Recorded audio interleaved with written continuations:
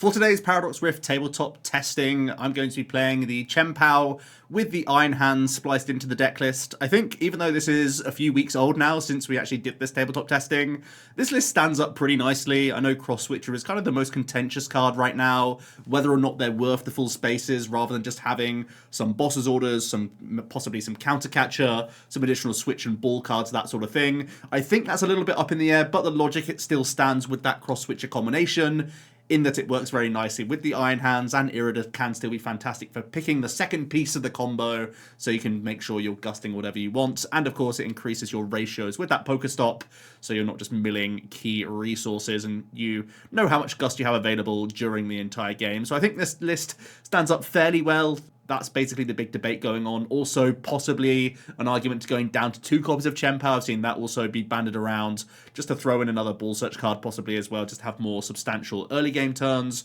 But I feel like this is a pretty solid list, even now that we've started to see the format begin to shape up. And it's going to be coming up against one of our very early Roaring Moon EX lists. I think this one doesn't quite stand up to the test of time. I think looking back at it now, we definitely should have put Luminion in the deck list and gone all towards those Ultra Balls rather than the Nest Balls that we're seeing in the list.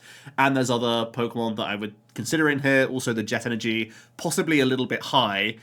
So why is it still worth watching the video? Well, you're still going to see these engine tests and see a little bit of matchup information, which I think could be crucial, especially the interaction between Iron Hands and the Roaring Moon archetype, which is definitely going to be an interesting one that I talk about in the commentary. But also, it gives me a great opportunity to talk about the Cube Koga. It's going to be back for Paradox Rift. You can see it's a little bit small here, but I'm trying to show all the deck lists in one go here. But as you can see, I'm slowly filling in over the next couple of days all my deck lists that are going to be updated just based on my current testing. So I already have a couple different builds of Roaring Moons. So as you can see at the moment, I am trying out some slightly different energy ratios. I'm also trying a Moltres build that also has the Morpeko and the Mew EX, also the Luminion plus Ultra Ball, that sort of thing. This list, obviously, with the Moltres, plays some energy switch in addition to the patches, so you give yourself a ton of opportunities to make things happen in terms of that early game attack. And playing the Town Store with a Forest Seal Stone combination can also help out in your endeavor to piece together these sort of 5-6 card combos that you require to get that early Frenzy Gouging or Calamity Storm off. And then more similar to the list that I initially started with, the Pokestop engine, you'll see there's the spicy Pokemon coin flip catchers in the deck list. I feel like it honestly could be the best way, where Cross Switcher can sometimes be quite annoying, where we don't really have great access to find the second piece of the combo unless we just happen to have one in hand and like Sada into the other one or Pokestop into the other one. You could think about having that Mew from Celebrations in the deck list, but I think I prefer the Morpeko as just a natural free retreat card anyway, and having that single prize attacking option in the opening stages into evolving archetypes. So I'm actually preferring the coin flip Gust in that you can completely end games in certain scenarios if you get a Calamity Storm on the right target. I know flipping coins doesn't feel ideal, but it really can power spike you into all sorts of different board positions, and I feel like this is definitely a solid way to go with Roaring Moon as well. So I'd like to hear your thoughts on my updated deck list, more so than the one you'll be seeing in the video itself. Let me know how Roaring Moon's been testing for you in general. I know it's been doing very well in the online space, and I am going to be doing a video on that later this week as well. And keep an eye out on the Cube Koga. It's going to be in the link in the description as well. I'm going to be filling out all these lists over the next couple of days, so should be plenty of content for you as we get into the build-up towards the LAIC. For now, though, enjoy the games. If you're looking for PTCG live codes, make sure you check out the Pao-Hands store. You can get a 5% discount on your orders using that code OmniPoke. So for this one, I'm going to be playing the Chien-Pao with Iron Hands on the left in the Misty sleeves, and Jack is going to be playing the Roaring Moon with the Ace of Rhoda sleeves. He got the benefit of 1 mulligan card and is also going to get to go first here, and it's going to start off with a Battle VIP pass. He's going to have a look through what's what before most likely getting some, well, I would imagine Greninja into the mix, possibly Squawkabilly if it's in the deck. I can see it's there now. That's just making sure he knows what's available to him before making the decision. Always wise. Has plenty of Ball Search, actually. I think there's another VIP plus Nest in hand, so he can go really wide here. He's going to see the Mew and the Radiant Greninja. I feel like some Moon and Bonnet might get into the mix as well. Also eyeing up Manaphy, which is interesting. Could be going Squawk quite happily here. Yeah, Roaring Moon Squawkabilly looking pretty good. If he wants to get rid of the entire hand. Has plenty of attachments for the turn. Gonna see the Manaphy being a potential last space here.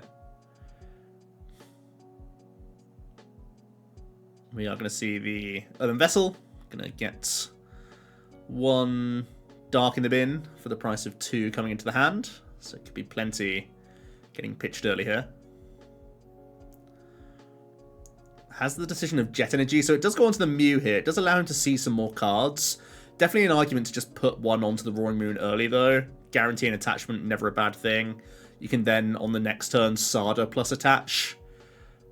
This way he kind of needs a little bit more, but you know, you do also get to see more cards at the same time, so do understand that logic. Especially when we play cross switches in the list, it might give him more access to my bench next turn. So able to see the fresh 6, then can see 2 more with concealed cards, then can end on the Mew. And gets a switch cart. Not ideal, but it's something. I don't think there's a Sada in that hand. Couldn't quite tell, but he's going to pass things over to us. We have the Chien-Pao start, which is good and bad. I get to start with the Shivery Chill, which is always nice. But obviously it's a vulnerable 2-prizer that Jack could easily just get through quite early with the Calamity Storm, which is a small concern. But I'm able to look through the deck and grab a couple water out of it, which is definitely helpful. It's a big part of the deck, obviously, especially when we have Greninja as a follow-up to draw a couple cards. Looks like there's an Irida and Nestball, so my start is also pretty solid here. And get a Frigi into the mix early, and I can most likely Irida for VIP. Get even more treats developed.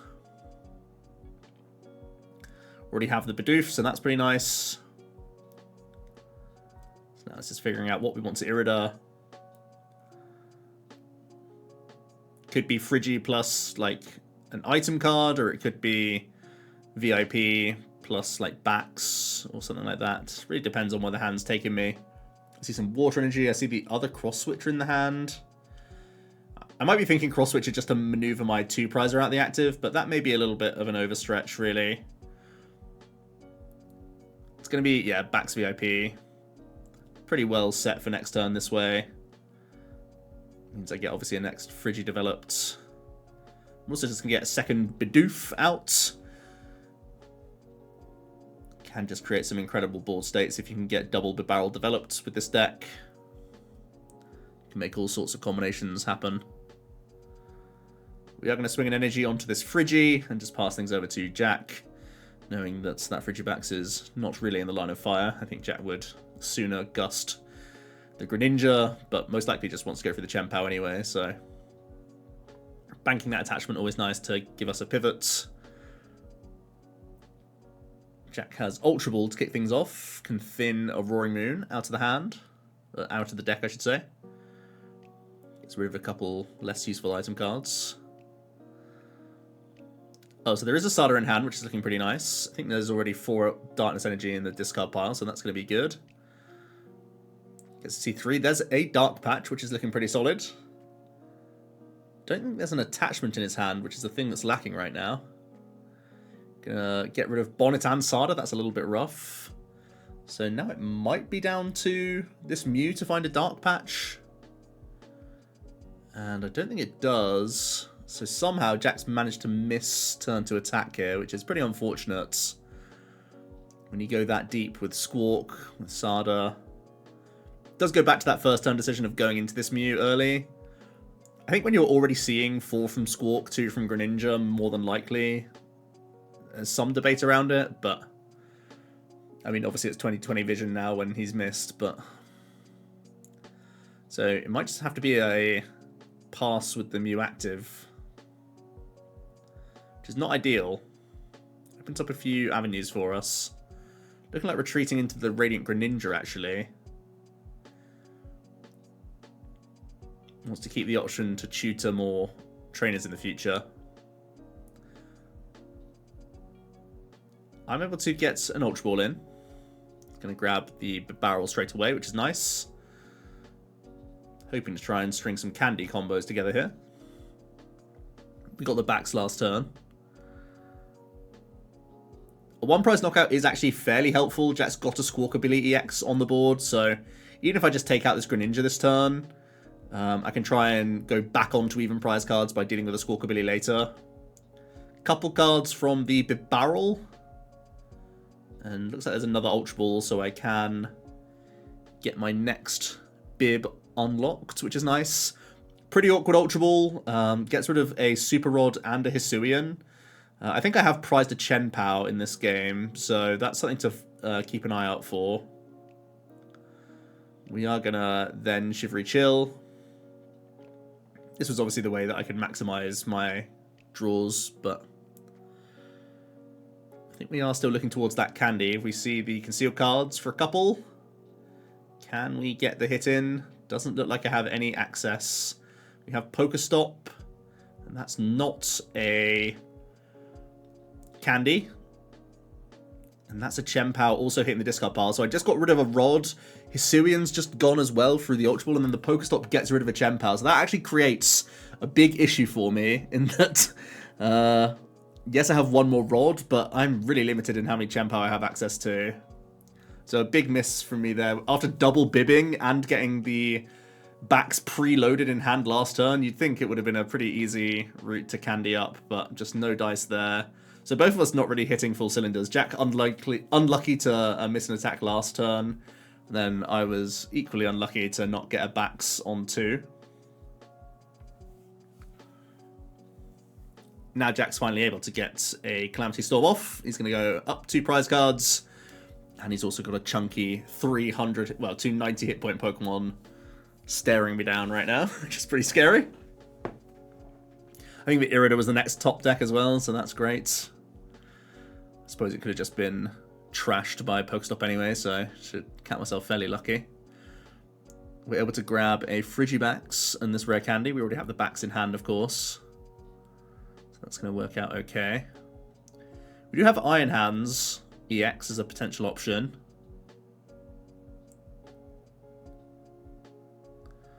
Which is something for this turn, perhaps. There's Greninja. Going to get a couple more cards from concealed cards. There's also Pokestop in the hand now. That's live.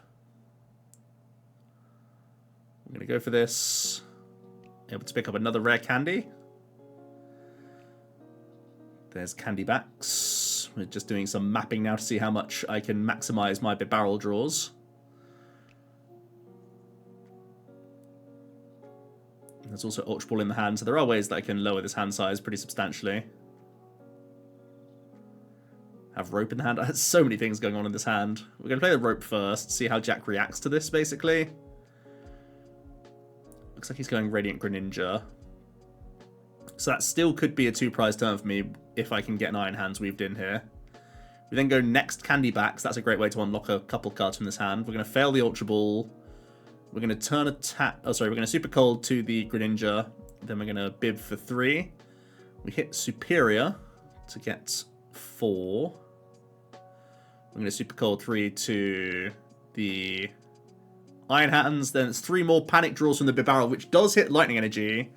So we eventually get something come together this turn. We can use the Iron Hands. And what's good about it is, of course, it has 230 hit points. So if Jack's unable to use Brute Bonnet next turn, it will force a Frenzied Gouging. So that could actually be pretty massive for us.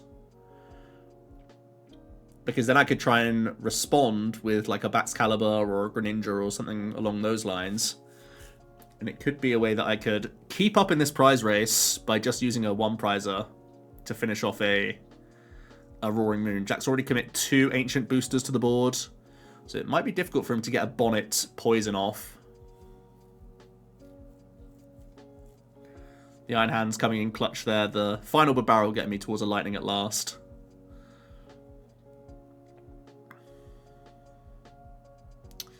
Jack thinking things through here, how he can get towards possibly the Bonnet combo. There's a Dark Patch from this Mysterious Tail.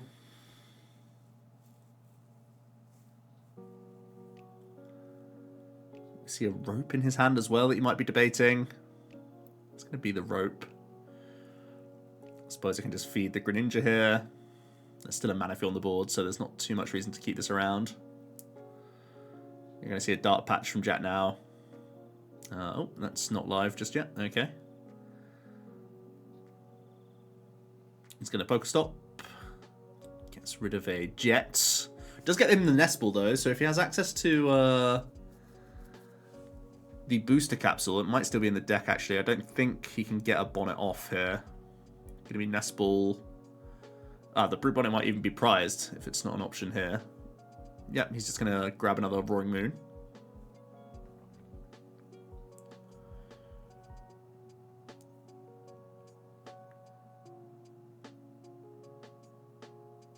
Going to see a turn attachment to Roaring Moon. So it might be... Oh, interesting. The cross switcher back up to the Iron Hand, so it will be a Frenzied Gouge here. You can see why he's not too happy with it. It's definitely awkward for him, right? Because he... I mean, his hand is awkward as well. Just having to like hold on to these patches is a little bit awkward.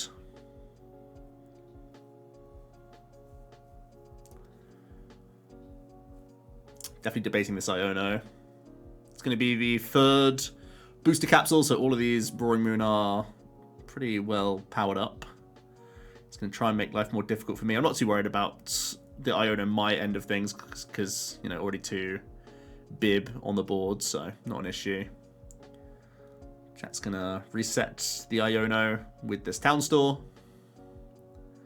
It will just be a Frenzied Gouging. He's going to have to deal 200 to himself, but it does get rid of the Iron Hands, and he goes down to 2 prize cards remaining. The main issue being, I have a 1 prize board state. I can finish off this Roaring Moon quite happily with a Baxcalibur. I just need 1 energy to make that happen. And I have a Superior in hand. We're going to Bib for just the 1 card, and then we're going to Superior by the looks of things, getting rid of Irida and a Battle VIP pass. Actually just going to take 2 water here. So we're going to swing 1 onto the Greninja just to be a pivot. We're also going to put 1 onto the Baxcalibur to take this response KO. We're going to Vessel away a Candy. We can just thin a Lightning out of the deck. Looks like the deck's really thin for us now.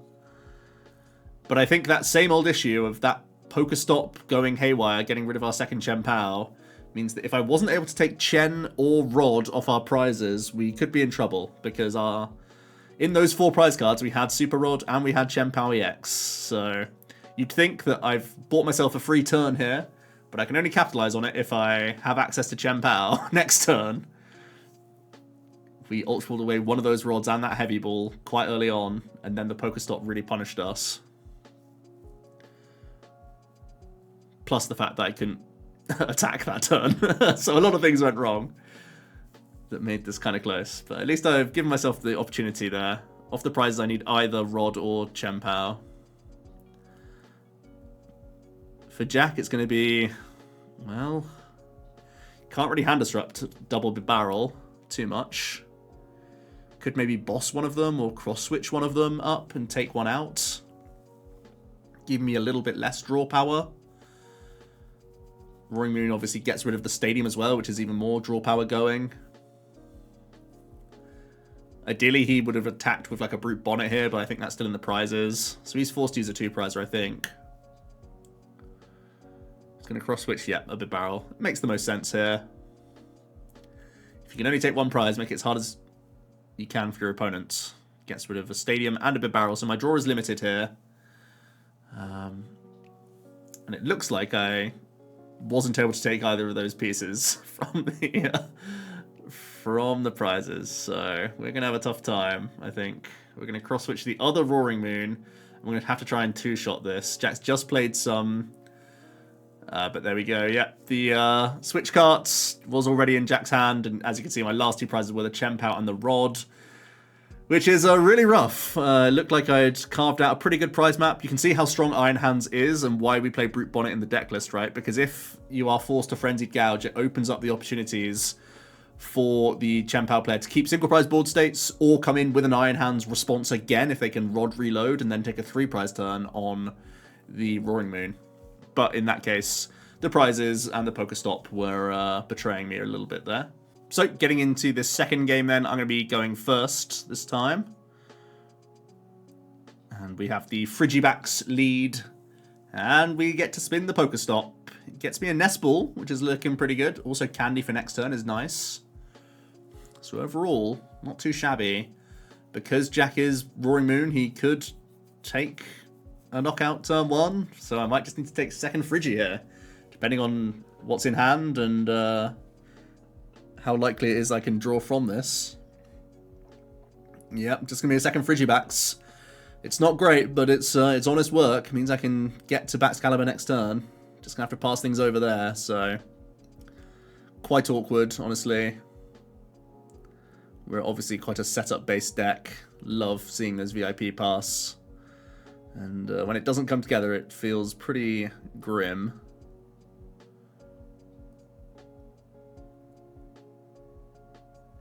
Jack has the VIP on his own end. Going to do some scouting of what's what.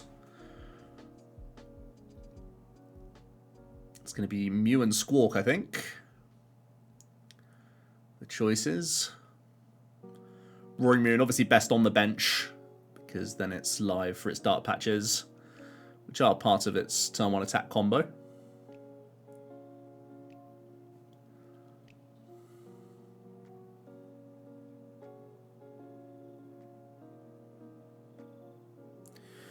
Jack has the escape rope. So he can move this Roaring Moon to the bench quite happily. Has possibly an awkward hand here. There's no live Dark Patch, so could try and Pokestop first to make the Dark Patch live. Could also try and use like Mew to do some weird gymnastics to get a discarded card, but no, he's just going to squat the lot away. Looks like there's a couple Pokestop his end, a patch going. Does hit Earthen Vessel, which is really nice. Gonna get a couple Dark Energy.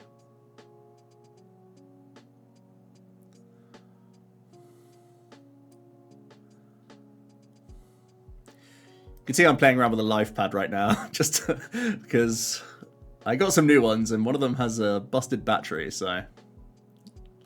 Yeah, that's what's going on with me, while Jack is wombo comboing me. You can see I've kind of checked out of this game, because if Jack starts getting some knockouts, we're going to be in a lot of trouble. Second VIP for him, he's able to get Greninja and Roaring Moon. I think he's currently lacking the Sada, but does have at least the Pokegear in hand.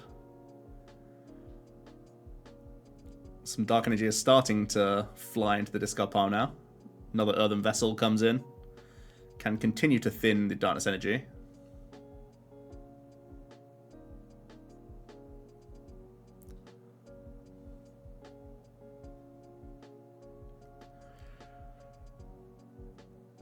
And now we can see the Pokegear. There's the Sada. It's looking pretty good. We know there's some Dark already in the discard pile, so he's going to get a couple accelerated onto this board.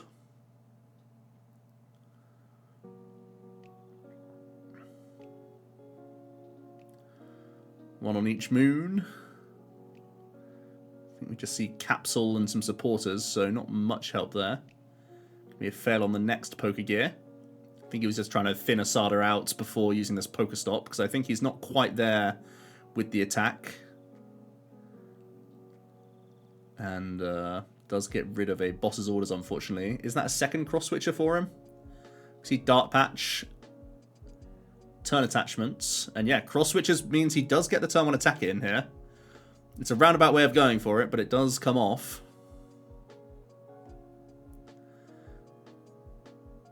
He is also going to swing the Ancient Booster onto the active, just in case I have a pop-off here. Looks like I've got Irida, I've got Rare Candy, got Big Barrels, those aren't doing much, I've got Rod. It's really not a great hand. I think I have Iono though, so it might be Rod reload the Frigibacks and the Chien-Pao. And then just Iono for a fresh hand. Yeah, we get to Candy Backs at least.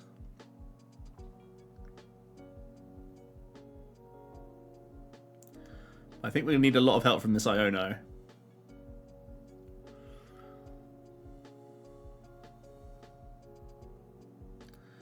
See, a number of energy and a Chien-Pao, so it's actually not that terrible. Just debating whether or not it's right to play this Stadium down, I suppose. Maybe I'm worried about a Calamity Storm. We're going to Super Cold plus turn attach the Lightning. Then we can Shivery Chill. Going to give ourselves at least a little bit of better odds before using this Pokestop, possibly. Or I could put some damage into this Roaring Moon, maybe. 180 would set up a good number for us, but no, 120 is a really poor number. So we haven't really got much. But I'm at least forcing Jack to either Frenzied Gouge, KO himself, or find a stadium here. It's not much compared to Pokestop, but here we are. At this point, if Jack's able to rope or boss... Actually, he's played some cross switches. I think he's already played the rope turn 1, and the boss was Pokestopped. So it's not that likely this Baxcalibur goes down, actually.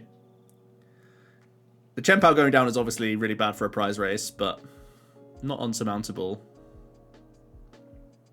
Town Store's just going to quickly fail, but it is a stadium for him, so he doesn't have to gouge himself, which is pretty nice. Going to see the next Roaring Moon powered up, as well as this Bonnet getting nicely underway.